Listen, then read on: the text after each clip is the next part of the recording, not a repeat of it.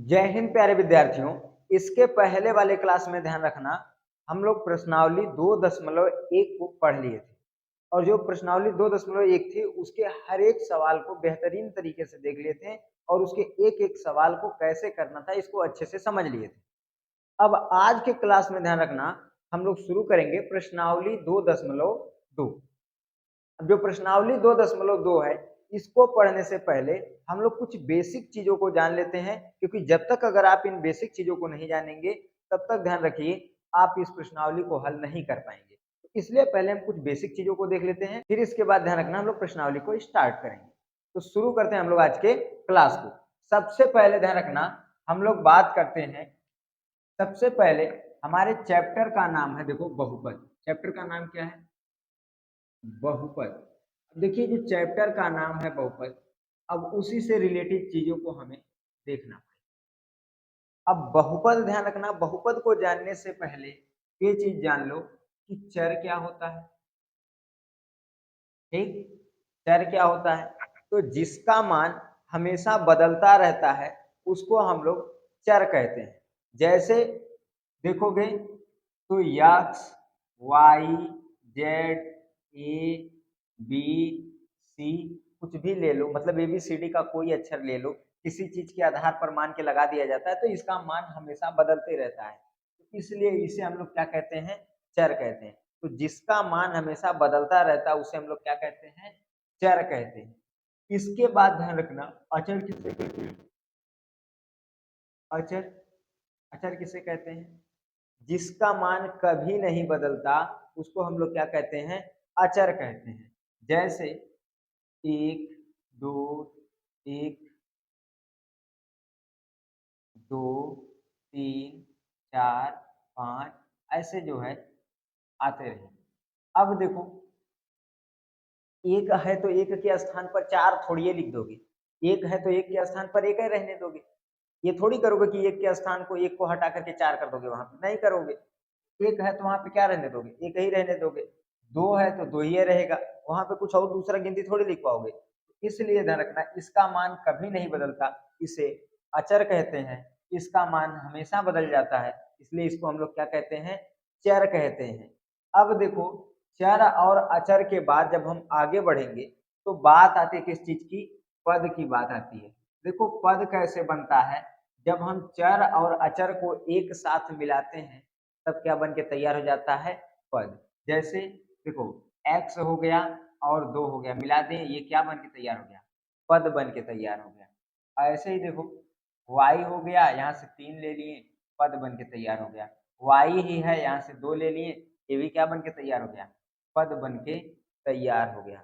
ठीक, अब पद तो समझ में आ गया कि जब हम चर और अचर को एक साथ मिलाते हैं तो जिस चीज का निर्माण होता है उसे हम लोग पद कहते हैं। अब पद के बाद बात आती है किस चीज की? बहुपद की। किसकी बात आती है? बहुपद की। अब देखो बहुपद क्या होता है, जब हम एक से अधिक पदों को एक साथ मिलाते हैं तो उसे हम लोग क्या कहते हैं? बहुपद कहते हैं।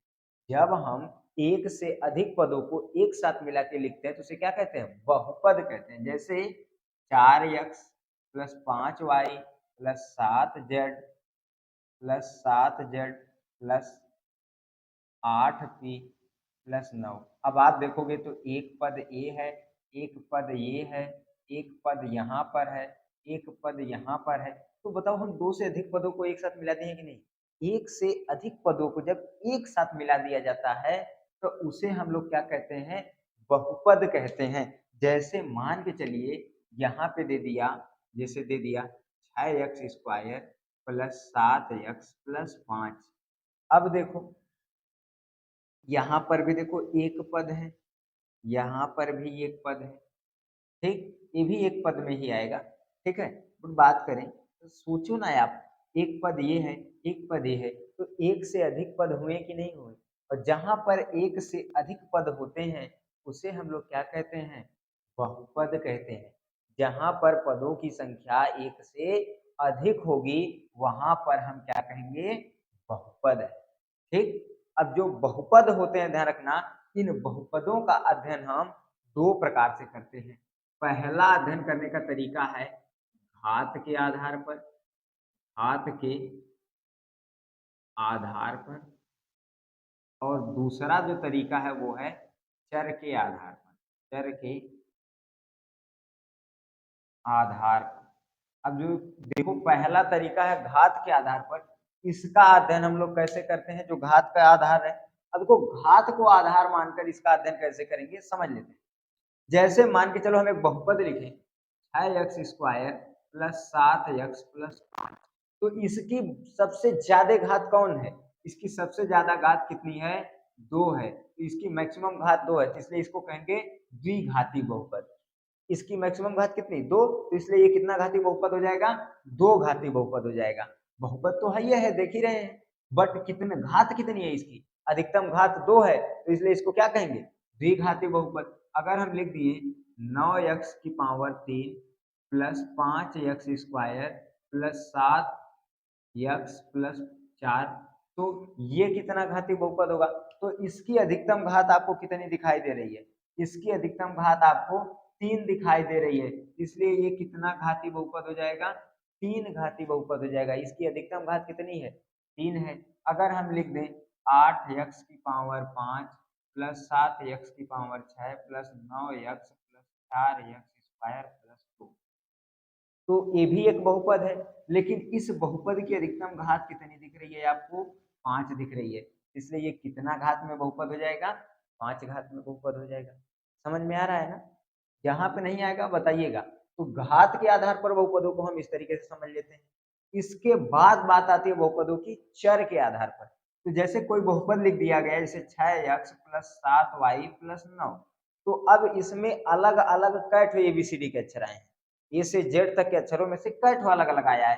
देखोगे एक ये आया है, एक ए आया है, इसमें कैट अलग अलग आया है, 2 ठो अलग अलग आया है, तो इसको हम कहेंगे दो चर में बहुपद। क्या कहेंगे, दो चर में बहुपद।